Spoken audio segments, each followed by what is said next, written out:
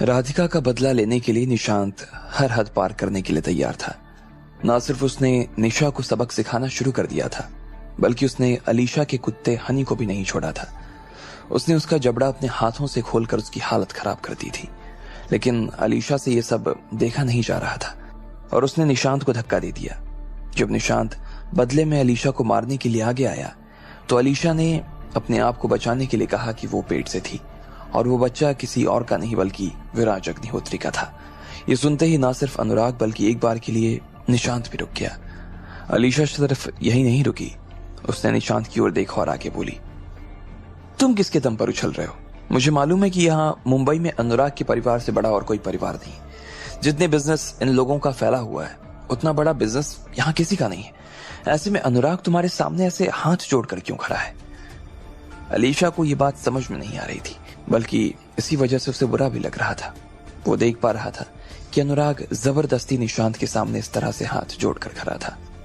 निशांत अलीशा की बात सुने जा रहा था और वो उसकी बात का कोई जवाब नहीं दे रहा था।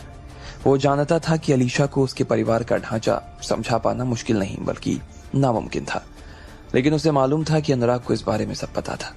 इससे पहले कि निशांत उसे समझाने के लिए आसान शब्दों का इस्तेमाल करता कि वो किस परिवार से आता था, उससे पहले ही अलीशा ने फिर से उसके ऊपर चढ़ते हुए कहा, जस्ट बिकॉज कि तुम ढेर सारी चैरिटी करते रहते हो और ढेर सारी लड़कियां तुम्हारे आगे पीछे घूमती हैं, तो इसका मतलब ये नहीं हुआ ना कि तुम अनुराग से भी बड़े हो गए। अनुराग के पास आज मुंबई में वो स्टेपल है, वो बिजनेस है जो बड़े बड़े शहरों में लोगों के पास नहीं है। ऐसे में तुम्हारी हिम्मत कैसे हो गई कि तुम इस तरह से मुझसे चिल्लाकर बात करो या फिर मेरे कुत्ते के साथ इस तरह की बदसलूकी करो? अलीशा हमारे गुस्से के तमतमाए जा रही थी और उसकी बात सुनने के बाद वहां खड़े बाकी लोगों के मन में एक तार हिल गए थे। वो लोग आपस में ही बात करने लगे थे, हाँ यार बात तो सही कह रही है। मैंने तो कभी नहीं सुना कि निशांत अग्रवाल का कोई बड़ा बिजनेस है या उसकी कोई बड़ी इंडस्ट्री है, जबकि तुम देखो ना अनुराग तो हर सेक्टर में उतरा हुआ है। इंडस्ट्री से लेके एंटरटेनमेंट तक हर सेक्टर में इसका दबदबा है, जबकि निशांत तो सिर्फ सुंदर सुंदर लड़कियों के साथ घूमता है। हाँ, अलीशा की नींद भले ही देर से खुली हो, लेकिन वो निशांत के बारे में जो भी कह रही है सही कह रही है। मेरे हिसाब से तो निशांत का परिवार इंडिया के टॉप 10 फैमिलीज में आता भी नहीं होगा। हाँ, लेकिन तुम्हें क्या लगता है निशांत को विराज अग्निहोत्री से डर लगेगा या वो उसका भी यही हाल बना देगा? अरे निशांत और कहाँ विराज, एक कागज का शेर और दूसरा असली का। अगर विराज चाहे तो निशांत को इंडिया से चुटकियों में गायब करवा सकता है। अब बाकी लोग भी दबी जुबान में अलीशा की बात सुनने के बाद निशांत के बारे में बात कर रहे थे।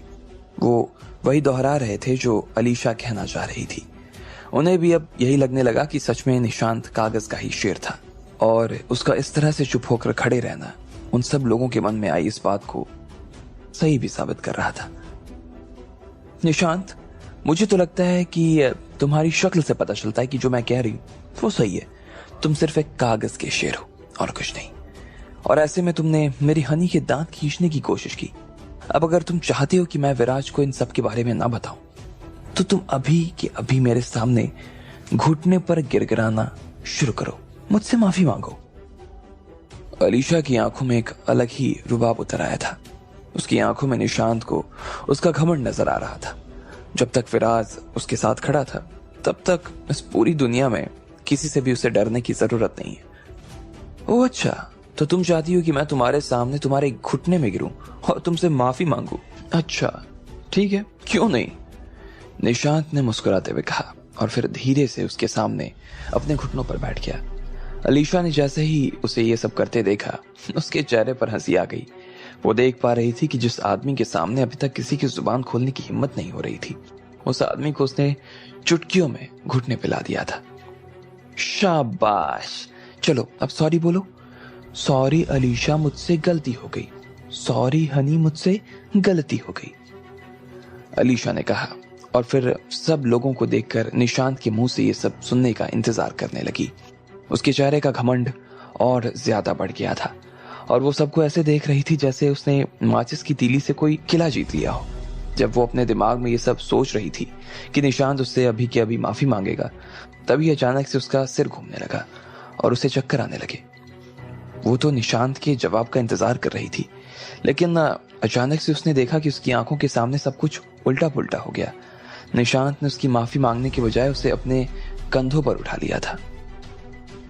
नीचे उतारो मुझे, नीचे उतारो, अलीशा ने कहा और हवा में अपने पैर फेंकने लगी। इधर निशांत के चेहरे पर अब वो मुस्कान नजर आ रही थी जो थोड़ी देर पहले अलीशा के चेहरे पर दिख रही थी। उसने अलीशा को अपने कंधे पर बैठाया और अपनी जगह पर खड़ा होकर गोल गोल घूमने लगा। ऐसा करने की वजह से अलीशा के शरीर का एक एक अंग गोल गोल घूमने लगा था। उसके बाल हवा में ऐसे लहरा रहे थे जैसे वो काले पानी का फव्वारा हो। वो पागलों की तरह चिल्लाई जा रही थी और अपने हाथ पैर फेंक रही थी, लेकिन निशांत था कि रुकने का नाम नहीं ले रहा था। आखिरकार जब अलीशा की सांस फूल गई तो निशांत फिर रुक गया। निशांत, मुझे नीचे उतारो, मैं सारी बात विराज को बताऊंगी, फिर देखना वो तुम्हारी हालत कैसे खराब करता है। तुम जिंदा नहीं बचोगे निशांत, तुम जिंदा नहीं बचोगे, अलीशा ने कहा। अच्छा, अगर तुम विराज को बोलना चाहती हो तो बोल दो, अगर तुम पुलिस में जाना चाहती हो तो चली जाओ, मुझे कोई दिक्कत नहीं है, निशांत ने कहा। और अलीशा को नीचे उतार कर अपनी आंखों के सामने लाने के बजाय उसने उसके मोटे पैरों को पकड़कर उसे और ऊपर उठा दिया। उसकी बाजुओं में बहुत ताकत थी। निशांत, तुम्हारा दिमाग खराब है क्या? देखो, मैं तुम्हें ना आखिरी बार वार्न कर रही हूँ, मेरे पेट में विराज का बच्चा है। अगर उसे या मुझे, दोनों में से किसी को भी कुछ हो गया ना, विराज तुम्हें जिंदा नहीं छोड़ने वाला। अलीशा उसके ऊपर चिल्लाए जा रही थी, लेकिन निशांत को उसकी बातों की कोई परवाह नहीं थी और उसने अलीशा को हवा में ऊपर तक उठाया और फिर जमीन पर छोड़ दिया। अलीशा जमीन पर धम से गिर गई। उसके पैरों की हड्डियां उसकी मांस में चुभ रही थी और उसकी आंखों से आंसू बहने शुरू हो गए। उसे लग रहा था कि उसकी 2-4 हड्डियां टूट ही गई होंगी और वह दहाड़ मार मार कर रोने लगी थी। इस वक्त जो कुछ देख रही थी वो उसे मौत से भी ज्यादा खतरनाक नजर आ रहा था। निशांत को लग रहा था कि अब उसका पेट भर गया था और उसने राधिका का बदला अच्छे से ले लिया था। उसे परेशान करने में जिन लोगों का हाथ था उन लोगों को निशांत ने अच्छे से शांत कर दिया था और अब उसे लग रहा था कि उसे फिर से राधिका का हाल जानने के लिए हॉस्पिटल जाना चाहिए था। जैसे ही वो मोहिनी के साथ हॉस्पिटल निकलने को था, इतने में ही उसे पीछे से किसी की आवाज आई। निशांत सर, मैं राधिका की टीम से हूं। हाँ, और मैं राधिका की मैनेजर। हम राधिका को देखने के लिए आपके साथ हॉस्पिटल चलना चाहते हैं, मेली और सोनाली ने निशांत के सामने आते हुए कहा। उन्हें भी राधिका की सेफ्टी की उतनी ही परवाह थी जितनी निशांत को थी। फर्क बस इतना था कि निशांत उन दोनों के साथ में जो कर सकता था वो मिली या सोनाली नहीं कर सकती थी। क्या ये भी भाभी की टीम से हैं? निशांत ने मिली से पूछा। उसने देखा कि मिली ने जिस तरह के कपड़े पहने थे, जसबीर, मुदिता और निशांत ने भी उसी तरह के कपड़े पहने थे। निशांत के सवाल के जवाब में मिली ने सिर्फ हाँ में अपनी गर्दन हिला दी। जब जसबीर, मुदिता और निशा ने मिली को अपना गर्दन हिलाते देखा तो वो पूरी तरह से घबरा गई। उनके चेहरे का रंग ही उड़ गया था और वो बाहर से आती हुई लाइट्स भी उनके चेहरे को फीका करती नजर आ रही थी। उन्होंने अपना सिर नीचे कर लिया था और उनकी सांस लेने तक की हिम्मत नहीं हो रही थी। उन्हें इस बात से डर लग रहा था कि अगर मिली ने राधिका के साथ निशा और उसकी साथियों ने पहले दिन क्या किया था वो बता दिया तो फिर निशांत उसकी हालत और खराब कर देगा। वो उनका इतना बुरा हाल करता कि शायद निशा और उसकी टीम फिर से दिल्ली नहीं पहुंच पाते। चलो सभी साथ में चलते हैं, निशांत ने निशा को घूरते हुए कहा।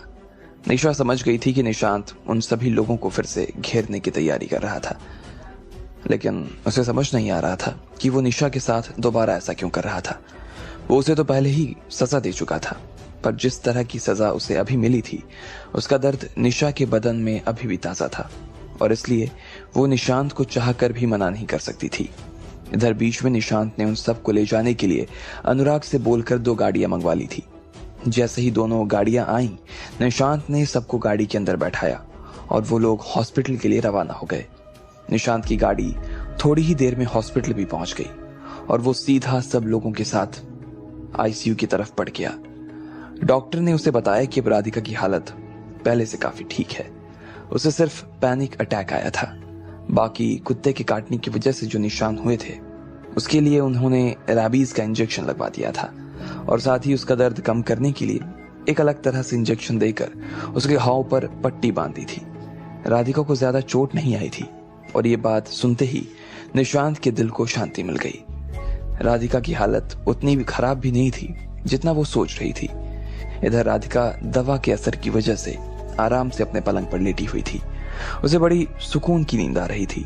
सब लोग उनसे मिलने के लिए उसके कमरे में आ गए थे, लेकिन इतने लोगों के आने के बाद भी उसकी नींद नहीं खुली। सोनाली और उसकी टीम के बाकी साथी उसे देखे जा रहे थे और मन ही मन उसके जल्दी उठ जाने की कामना भी कर रहे थे। वही निशांत भी राधिका के पास आकर उसके सिर के पास लगे स्टूल पर बैठ गया था। राधिका को रात में जो नींद लगी थी तो फिर वो सीधी सुबह में जाकर उठी थी। आंखें खुलने के बाद उसे ऐसा लग रहा था कि दुनिया उसके सामने घूम रही हो। उसे थोड़े से चक्कर आ रहे थे और ऐसा महसूस हो रहा था कि उसे सब कुछ धुंधला दिखाई दे रहा था। एक पल के लिए उसे ऐसा लगा जैसे वो मर गई। ठीक इसी वक्त निशांत की भी नींद खुल गई। भाभी, आप उठ गए? क्या बात है, अब कैसा फील हो रहा है? जैसे ही निशांत ने राधिका को जगा हुआ देखा तो उसकी खुशी का ठिकाना नहीं रहा। रात भर के इंतजार के बाद आखिरकार उसे अपनी भाभी के दर्शन नसीब हो रहे थे। निशांत के लिए आज की रात उसकी जिंदगी की सबसे लंबी रातों में से एक थी। निशांत, तुम यहाँ? इधर राधिका को समझ नहीं आ रहा था कि ये निशांत यहाँ कैसे आ गया और उससे ये सब क्या सवाल कर रहा था। हाँ भाभी, निशांत ने कहा और फिर राधिका के साथ कल रात जो हुआ और उसके बेहोश हो जाने के बाद जो कुछ हुआ वो सारी बातें उसे बता दी और बोला, भाभी आपको चिंता करने की कोई जरूरत नहीं है। मैंने कल रात में उन सब की हालत खराब कर दी जिन्होंने आपके साथ ये सब किया। मैंने तो उस कुत्ते को भी नहीं छोड़ा और उस निशा नाम की लड़की की खूब ढुलाई की। मेरा बस चलता तो मैं उस लड़की को ना जान से। निशांत ने आगे की बात कहने से पहले अपने आप को रोक लिया। राधिका उसकी तरफ देख रही थी और उसकी बात सुनने के बाद उसने सिर्फ हाँ में अपना सिर हिला दिया था। इस वक्त वो दिल से निशांत का धन्यवाद दे सकती थी, उतना उसके लिए कम था। अगर निशांत उसे बचाने के लिए नहीं आता तो शायद आज वो जिंदा नहीं होती। वो उससे शुक्रिया कहना चाहती थी लेकिन कह नहीं पा रही थी। तुमने लकी को बताया ये सब? भाभी मैंने बहुत कोशिश की लेकिन वो फोन नहीं उठा रहे थे। जब उन्होंने मेरा फोन नहीं उठाया तो मैंने ना अपना फोन सड़क पर फेंक दिया। दोबारा फोन भी आया होगा तो पता नहीं, निशांत ने कहा। राधिका को समझ नहीं आ रहा था कि लकी आखिर चला कहां गया था। अब आगे क्या होने वाला था, क्या नया मोड़ लेने वाला था लकी और राधिका का रिश्ता? आपको क्या लगता है, क्या होंगे इन सभी सवालों के जवाब?